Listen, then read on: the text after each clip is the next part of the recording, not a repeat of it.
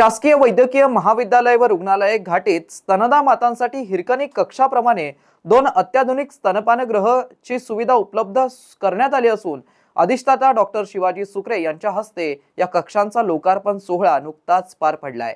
शासकीय वैद्यकीय महाविद्यालय व रुग्णालय घाटी येथे दररोज 2000 रुग्ण व नातेवाईक येत असतात।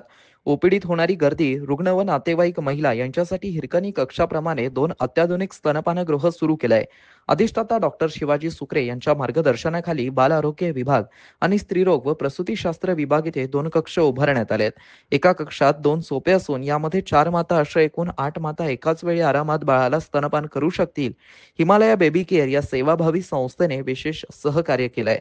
या लोकार्पण प्रसंगी अधिष्ठाता डॉक्टर शिवाजी सुक्रे, वैद्यकीय अधीक्षक डॉक्टर सुचिता जोशी, डॉक्टर विनोद मुंदडा, डॉक्टर प्रभा खैरे, डॉक्टर श्रीनिवास गडप्पा, डॉक्टर अर्चना वरे पाटील, महेश सोनपेटकर, तर्पण जक्कल, डॉक्टर आयुषी मांगुळकर, भालेराव आदींसह सर्व डॉक्टर स्टाफ आदी उपस्थित होते।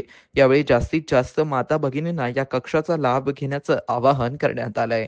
मित्रांनो, ही बातमी तुम्हाला कशी वाटली आमच्या कमेंट बॉक्समध्ये प्रतिक्रियेच्या स्वरूपात नोंदवायला विसरू नका।